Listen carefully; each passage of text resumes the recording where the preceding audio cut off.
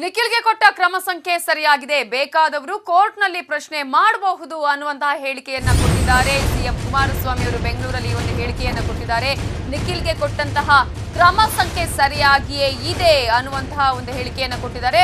ಒಂದು ವೇಳೆ ಯಾರಿಗಾದ್ರೂ ಇದರಲ್ಲಿ ಅಸಮಾಧಾನ ಇದ್ದಲ್ಲಿ ಬೇಕಾದವರು ಕೋರ್ಟ್ನಲ್ಲಿ ಚಾಲೆಂಜ್ ಮಾಡಬಹುದು ಇದನ್ನ ಅನ್ನುವಂತಹ ಹೇಳಿಕೆಯನ್ನ ಕುಮಾರಸ್ವಾಮಿ ಅವರು ನೀಡಿದ್ದಾರೆ.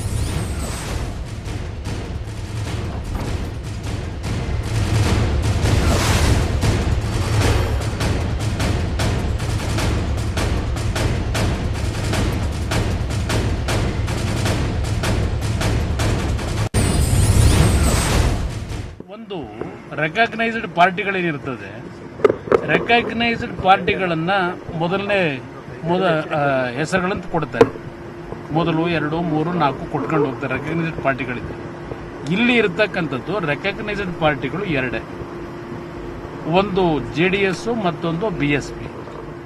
ಅಲ್ಲಿ ಆಲ್ಫಾಬೆಟಿಕಲ್ ಆರ್ಡರ್ದು ಲೆಕ್ಕ ತೆಗಿತಾರೆ, ಅದ್ರ ಮೇಲೆ ಹಾಕ್ತಾರೆ ಕನ್ನಡ ಆಲ್ಫಾಬೆಟಿಕ್ನಲ್ಲಿ. ಅದರಿಂದ ಇಲ್ಲಿ ಯಾರು ಇನ್ಫ್ಲೂಯೆನ್ಸ್ ಮಾಡ್ಲಿಕ್ಕೆ ಆಗೋದಿಲ್ಲ.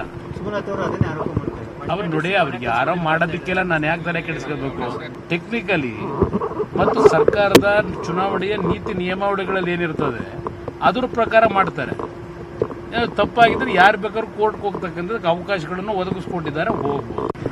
ಒಂದು ರೆಕಗ್ನೈಸ್ಡ್ ಪಾರ್ಟಿಗಳೇನಿರ್ತದೆ, ರೆಕಗ್ನೈಸ್ಡ್ ಪಾರ್ಟಿಗಳನ್ನು ಮೊದಲನೇ ಹೆಸರುಗಳಂತ ಕೊಡ್ತಾರೆ.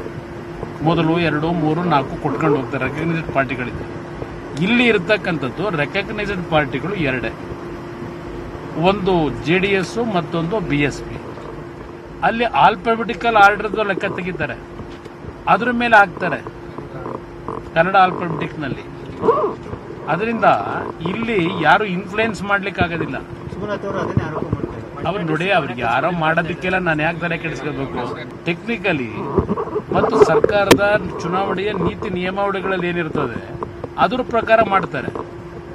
ತಪ್ಪಾಗಿದ್ರೆ ಯಾರು ಬೇಕಾದ್ರೂ ಕೋರ್ಟ್ಗೆ ಹೋಗ್ತಕ್ಕಂಥದ್ದಕ್ಕೆ ಅವಕಾಶಗಳನ್ನು ಒದಗಿಸ್ಕೊಟ್ಟಿದ್ದಾರೆ, ಹೋಗ್ಬೋದು.